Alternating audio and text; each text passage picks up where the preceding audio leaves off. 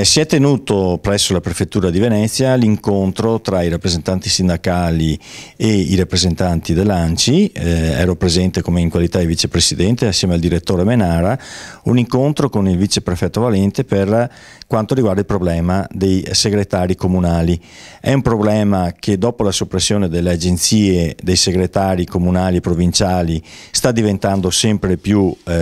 difficile da risolvere per la carenza di personale, per quanto riguarda poi la necessità di coprire tutto il territorio regionale, in particolare le realtà un po' più difficoltose da questo punto di vista, quale la montagna e la pianura del Basso Veneto. È stato messo in luce il problema legato alla necessità di confermare le reggenze attuali almeno fino alle elezioni, e c'è stato un impegno da parte del viceprefetto per questo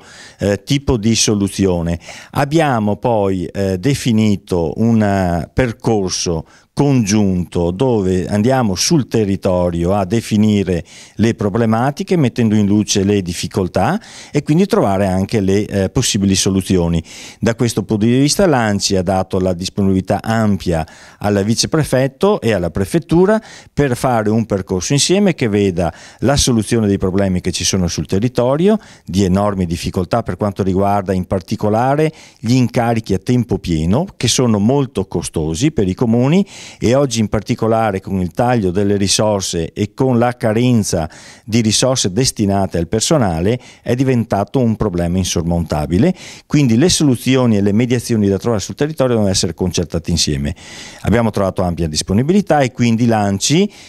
con favore ovviamente sarà presente nei tavoli provinciali per cercare di dare soluzioni ai problemi che emergono e quindi rispondere alle esigenze dei sindaci e delle amministrazioni che hanno la necessità di nominare questa figura che è ritenuta fondamentale, ma che deve fare i conti con le risorse che oggi sono sempre meno e quindi hanno bisogno di essere razionalizzati gli impegni da parte dei comuni.